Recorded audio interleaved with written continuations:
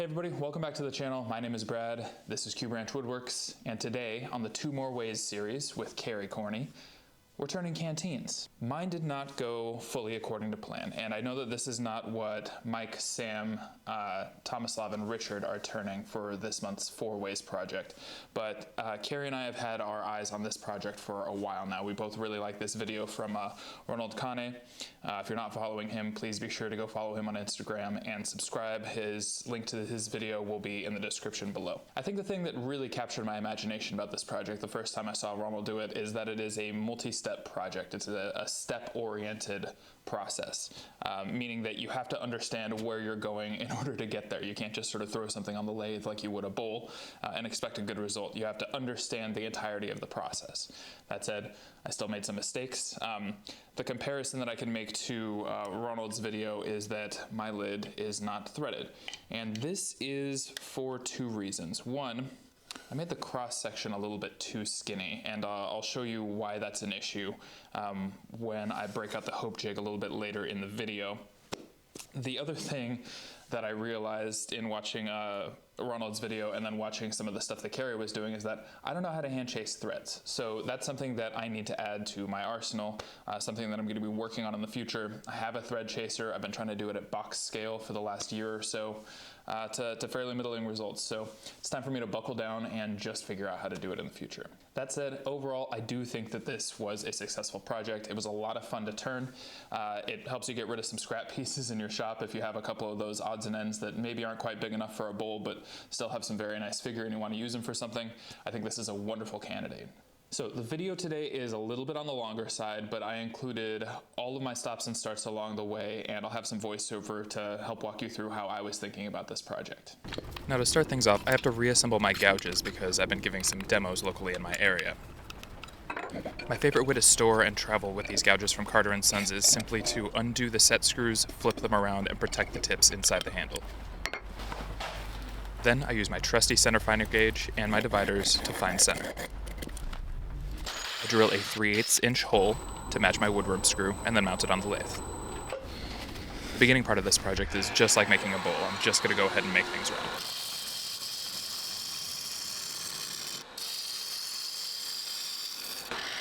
I take a couple of facing cuts to get a nice flat surface for the chuck face to mount against. My dividers are set to the interior diameter of my 4-inch Nova jaws. I use my bowl gouge to make the tenon, being careful to take most of my cuts directly back towards the chuck. Then I use my spear scraper to undercut the dovetail for the tenon. As with many projects, the goal is just to get this thing into a chuck as soon as possible. It's much more stable than a woodworm or being between centers. From here, I just want to hollow out enough of this center that I know where I'm going to put the contrasting piece of wood for this canteen. The contrasting piece of wood isn't just a decoration, it's actually the way that I gain access to the middle of the piece and then reseal the canteen. Here I'm just using the parting tool to set the approximate depth that I want for the shoulder. From here, it's a pretty simple matter of just hogging away material. I do still want to leave a small lip on the inside so that my contrasting piece of wood has somewhere to sit.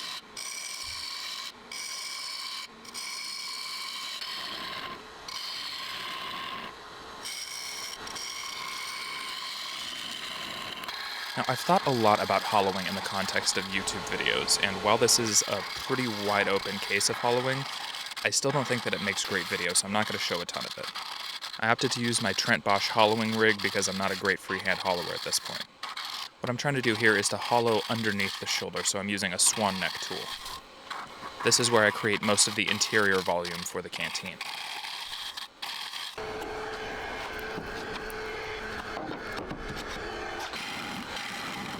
After a little bit of cleanup on the bottom with the bowl gouge, and a little bit of fun with some compressed air, we're ready to move on to the next step.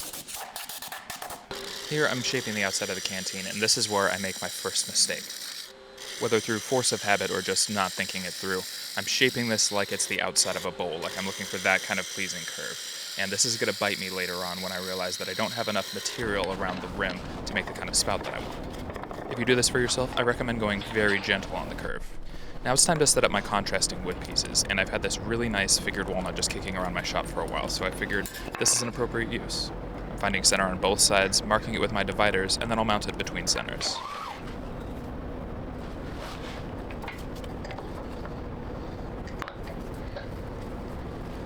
Every time I turn a piece in this manner, it reminds me of the old days when I was using carbide tools and I didn't have a bandsaw.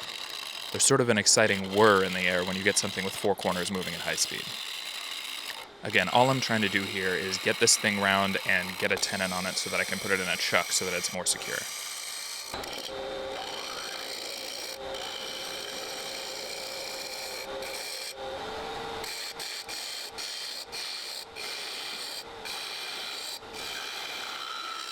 I do a quick sanity check with the dividers, I undercut slightly with the spear scraper, and then we're ready to go.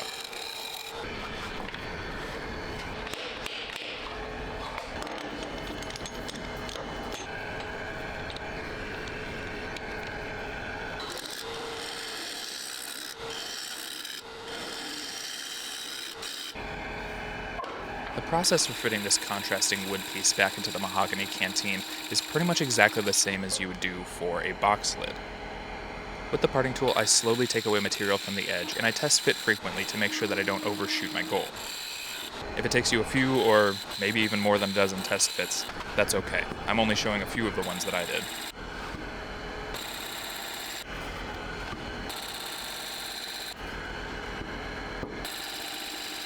Eventually I get a fit that will work, and I really want this one to be snug because I'm going to have to hold it using just the friction from the fit. I can't glue this thing in yet, so it really has to be a friction fit like a box lid. I take a slight undercut on the contrasting wood piece just to make sure that I have a clean surface going on the inside. In retrospect, I should have sanded this surface because it was going to be my last chance to do it under power, so if you do this at home, here's a great chance to sand. Now, I'm pretty happy with this fit, although you can see that I'm still a little bit nervous, so I've kept it in the chuck just in case. What I have to do now is bore a hole all the way through the piece. If I were to simply friction fit this piece in, I'd never be able to get it back out otherwise. Here, I'm just using a 3/8 inch drill bit to go ahead and bore all the way through. The smart money move here is also to pick a drill bit that matches the size of your compressed air nozzle. That way, when you turn it around to pop out the contrasting wood piece later, it's a snug fit. As you can see here, I'm just checking to make sure I went all the way through.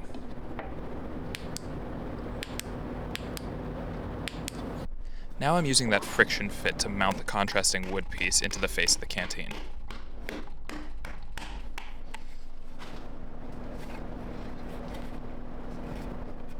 It's time to do a little bit of shaping on this contrasting wood piece, and you can see that I'm taking the majority of my cuts back toward the chuck. I don't want to apply any lateral forces to this thing since it's simply held in with a friction fit. If these cuts make you nervous, definitely feel free to bring up the tailstock at this point.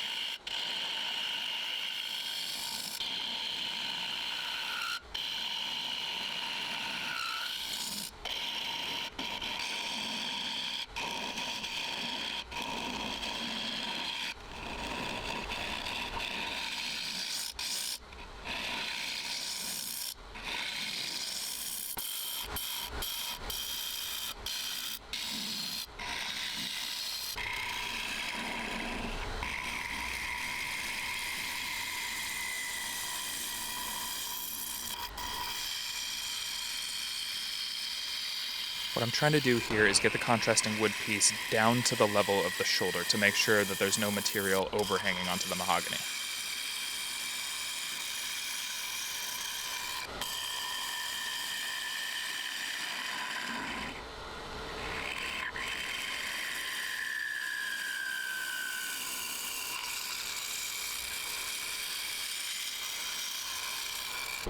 Then a little light sanding, and it's time to remove the contrasting wood piece.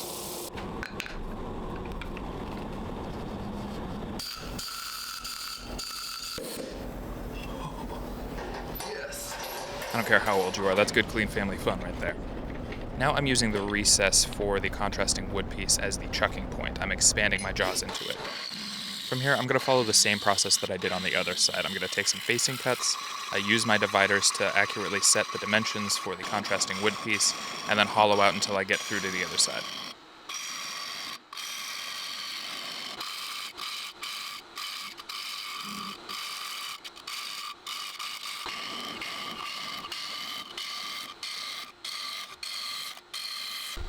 Pushing the gouge through into a void on the other side is interesting. It requires good tool control, and it does create some funky shavings on the inside of the piece. From here, I just need to do a little bit more hollowing with my Trent Bosch rig, and I want to finish up the far side, the wall on the opposite side of the canteen as well as I can.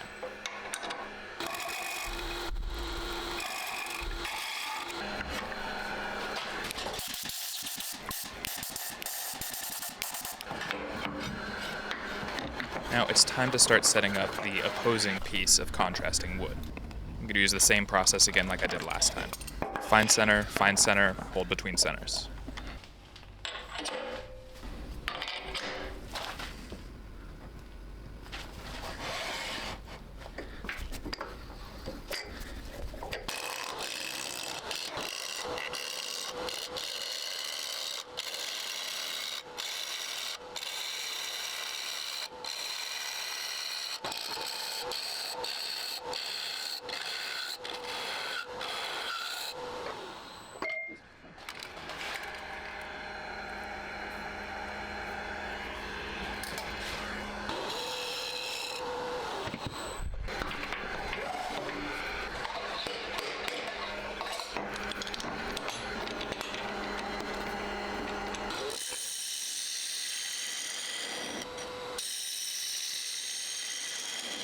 Now, since this piece is going to be glued in and not held in with a friction fit, it's not technically essential that it's an absolutely flawless fit. That said, any gaps here will definitely show up when I put in wood glue. I had a small one show up at the very end of my project, and it's not big or super noticeable, but I'm still a little bit disappointed in it, so be sure you take some extra time to make sure that this fit is flawless. Now here, since the sun has come up and I know I won't be able to get back in here until tomorrow morning, I'm just going to go ahead and use some regular old white wood glue to stick these pieces together. I also decided to use my tailstock as my clamp since I know this won't be going anywhere.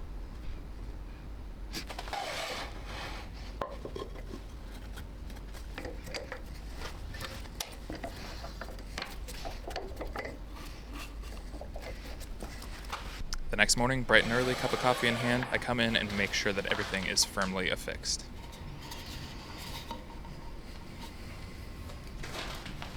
Now here, I'm trying to communicate with gestures that I should have taken a much less steep angle towards the center. Since now I have to match it on the other side, I'm going to wind up with a very thin rim. This will affect my choice of spout later.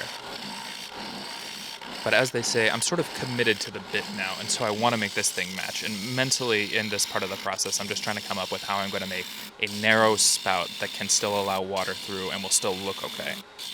You can be the judge of whether or not I actually accomplished it. I'm pretty iffy on my result with the spout.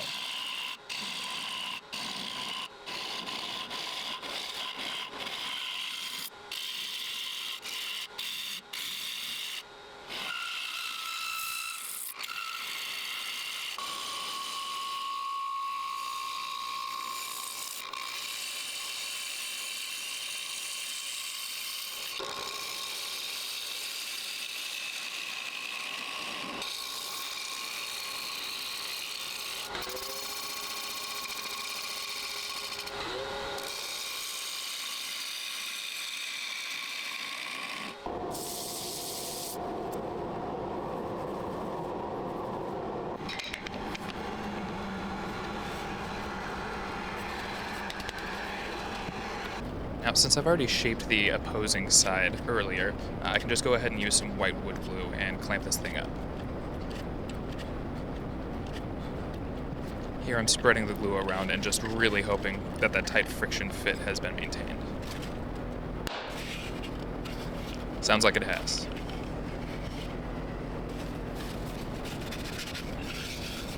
Off camera, I went ahead and drilled my bore hole to 5/8 of an inch, but I'm noticing that there's a little bit of unevenness, a little bit of a mismatch between the surface of the mahogany and the surface of the walnut, so I went ahead and knocked that down with my random orbital sander. For the spout, I've decided to use some African blackwood, mostly just because I have some small pieces kicking around and I think it's going to add a nice contrast to the piece. It's also an extremely workable material, and it takes threads very well, and at this point I hadn't yet realized that I wasn't going to have an opportunity to thread this piece at all. Here I'm using my calipers to find the exact interior dimensions of the hole so that I can match it with the base of the spout. There's an awful lot of test fitting that goes into this stage of the process too, but I think it pays to be precise. I want this to be nearly a friction fit so that when I add a little bit of glue there are absolutely no air gaps in it. Overall on this project, I think I spent close to an hour just doing fitting and testing, which is a lot for a project. I think it's probably the most I've ever done. If this kind of precision really appeals to you, I think that this is a great project to take on in your home shop. If fitting a box lid is your least favorite thing to do in the shop, this may not be the project for you.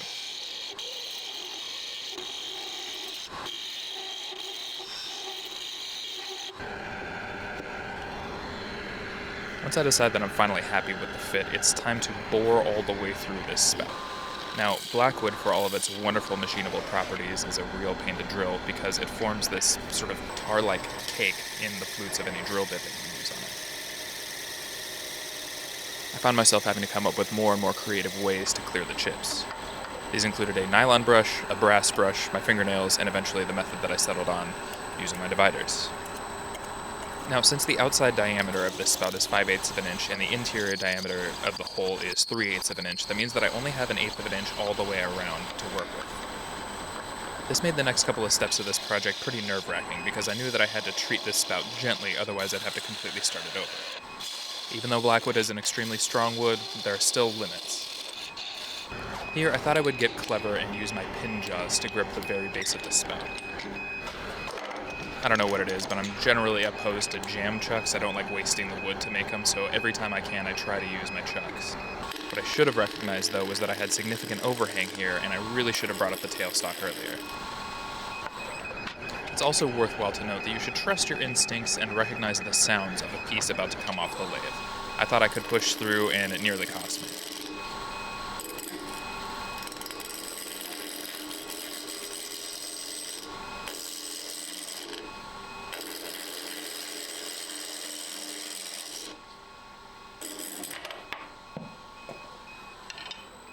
Now this is a small piece, so when it comes off it's not dangerous, but it's still a little embarrassing at the very least. It was, however, a good reminder to use all of the equipment at my disposal. Now all I'm trying to do here is get a pleasing shape out of the rest of this blackwood. It's slowly starting to click that I'm not going to be able to thread this thing, so I do want it to look like a pour spout, or maybe something a little bit more like a potion or perfume bottle.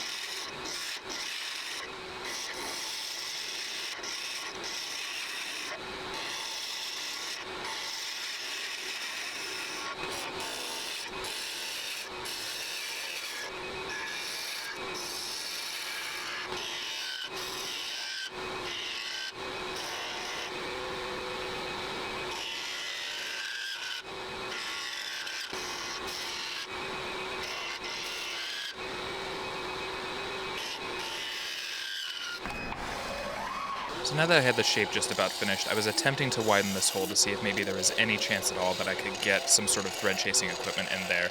And after that little catch, I decided to just sort of bail on the idea and sand this piece. So now that I know that I'm not going to be able to thread it, I have to create a stopper, which means more blackwood.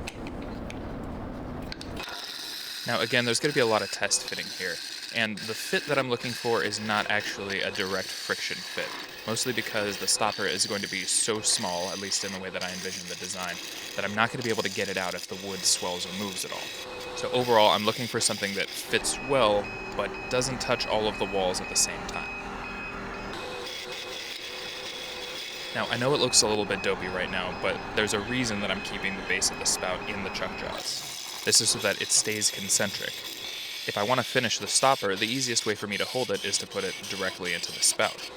If the spout's hold is still concentric, then so, theoretically, should my stopper be. I don't often do fine work like this in a spindle orientation, but it's kind of fun. It makes me want to turn more finials.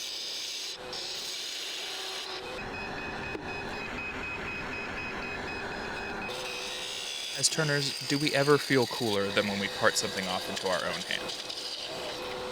Here's a look at the stopper, and as you can see, it needs a little bit of work. I take one last shot at boring out the inside of the spout just to see if threads will work. Alas, no dice. The threads will have to wait for another video.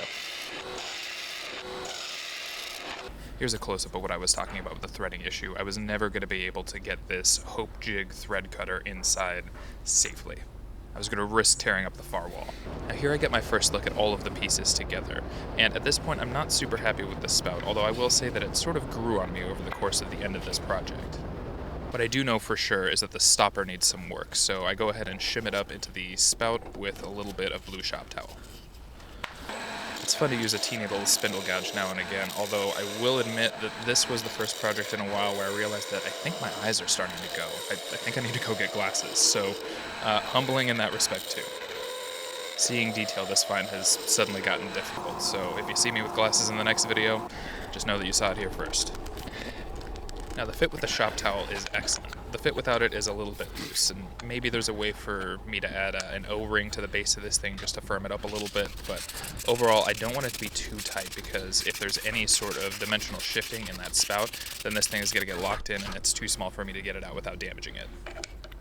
So here's what the spout and stopper look like all together, and it's time to glue it into its final home in the canteen. Before this project, I literally can't remember the last thing that I glued together. This is a bit unusual for me. I'm realizing now that I probably should have used Titebond 3 because I think it's water resistant. That said, if I ever decide to waterproof the entire inside of this canteen, that should take care of it for me. Once the glue is dried, that's the last mechanical piece of this entire canteen, so it's just time to start finishing. For the finish today, I'm using Walrus Oil brand tung oil mixed 50-50 with orange oil.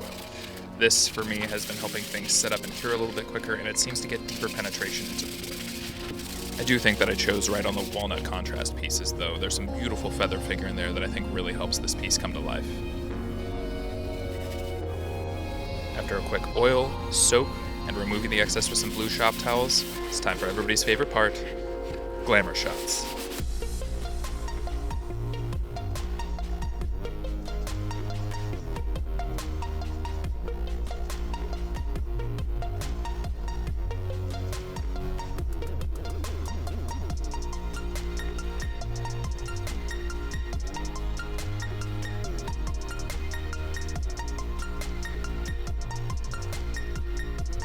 Since you're here at the end of the video, I just want to say thank you so much for sticking around and watching this all the way through. I really appreciate it. It makes a huge difference to the channel. One thing that Kerry and I were talking about was how do we view each other's work? Like if you wanted to go ahead and try this, I mean the viewer, if you wanted to try this, how do we make sure that we can see it so that we can all learn together, so that we all get better, and so that we can see your interpretations of these projects? So what I think we're gonna do is we're gonna start a hashtag on Instagram. That's gonna be hashtag 2moreways. Should be on the screen right here. And Kerry and I are going to go ahead and monitor that hashtag, so when you go ahead and try these projects later on, we can see how you did as well. We can all kind of engage with each other, talk through some of the difficulties that we may have had. Hopefully, if you watch me mess these things up, you won't have to make the same mistakes in your project, which is, of course, part of the point of these projects in the first place. So thank you so much for being here. If you do attempt this on your own, please do go ahead and share it with that hashtag 2moreways. Now, it is worth noting that I have not waterproofed the inside of this canteen. A couple reasons for that. One is that the waterproofing solution that Ronald uses is not currently available in the United States, which, if you couldn't tell from my beautiful California accent, is where I live. I've also been internally debating if I want to use something that I have in stock in my shop. I have a video on Hasui ceramic, which is a water-resistant finish. It did not fully waterproof the last bowl that I put it on, though, and also I have a feeling that if I pour a bunch of it in here, I'm going to wind up spending about $60 to waterproof the inside of a canteen that I'm never going to take hiking with me. Doesn't feel like a great use of my resources. I don't know. I'm going to continue thinking on it. I think that this is mostly just a first stab for me. This is not going to be the final version of this. I'm definitely going to have to try this again at some point, but I think that it's a solid first attempt. That said, I don't want to spend, $50, $60 on finish for something that I know is not the final version and is not the one that I'm going to wind up using if I ever use a wooden canteen. If you see me out on Mount McKinley with a wooden canteen, just go ahead and send the Rangers up after me. It's going to be a bad time.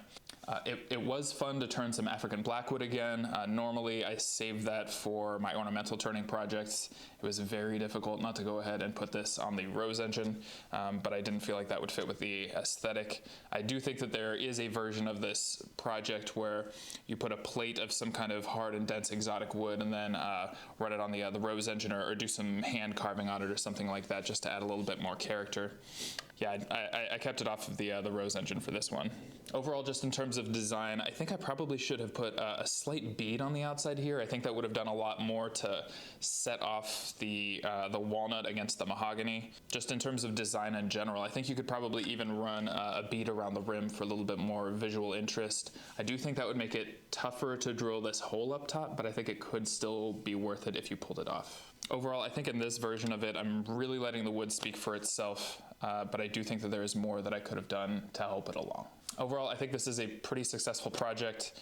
It is hollow on the inside.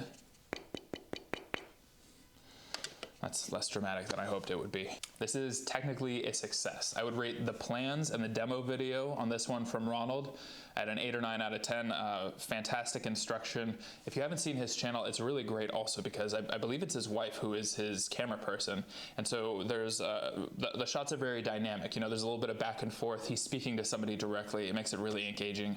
He's an excellent instructor as it is, but I think that extra little bit really helps his channel out a lot. I think he's just a pleasure to watch. Also, if you love a Dutch accent, his is premium. I would say that my effort on this turn is probably about a 6. I think that there was more that I could have done. I made the sides sort of taper back a little bit too much, so I couldn't put as wide of a spout on this as I might ideally have liked, which then limited my options for threading and for getting the hope jig in there later on. So I think that the finish is good. I think that the execution on actually getting the pieces sandwiched together is good. The spout is firmly affixed. It is hollow. I was hoping that I could get one of the, The spout is hollow. I think the finish went on fine.